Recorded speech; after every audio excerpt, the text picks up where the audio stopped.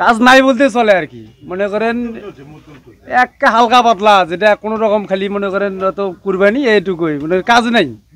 আমরা এলার দিনের কাজ করি মনে করেন সারে পাই না, আর কাজে নেই, সেরকমও চাপ নাই আমি দেখতেছি। তো গতকাল হাটে গেল, হাটে তো ওরকম বেচা কিনা নাই। আপনি একটু আগে বলেন যে চর অঞ্চলে, হ্যাঁ চর অঞ্চলে একটু টুকটাক কাজ করছি, কালকে পুরাতন কাজ মোটামুটি চর অঞ্চলের দিকে আছে আর কি, কিন্তু আমাদের বিড়া মানুষের দিকে অতটা ইয়ে নেই।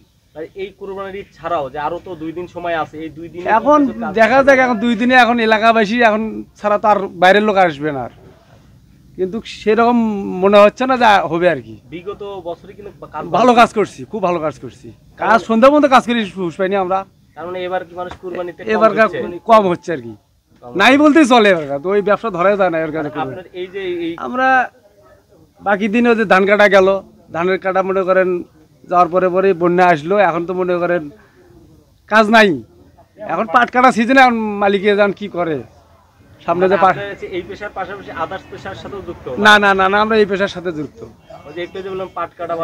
মানে না না না, ওই যারা গৃহস্থ ইয়ে করছে পাট কাটা বেকিতে গিয়ে করবে, এখন ওই পাটের সিজনে আমরা এখন টার্গেট আছি। ঈদের সিজন তো শেষ, আমরা এখন পাটের সিজনে তো আছি টার্গেটে। এই যে আপনাদের পেশার সাথে জড়িত, আপনারা কোনো স্থানীয় পর্যায়ে কোনো এনজিও বা সরকারি কোনো সহযোগিতা এরকম কিছু পান না? না সহযোগিতা পাই না, আমরা তো ঋণগ্রস্ত ভাই। আমরা ঋণ টিন নিয়ে এসি, কয়লা টয়লা নিয়ে এসি, লোহা নিয়ে এসি, ওই 1 বছর কিস্তি ঘানিটানি। তাছাড়া এমনি কোনো সরকারি কোনো অনুদান বা হাবিজাবি এই ধরনের কোনো ইয়ে আমাদের নেই।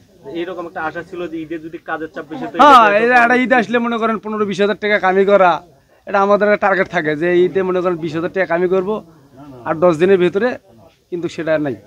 কুরবানি খুব কম, সামবার বেশি ছিল, এবার কম।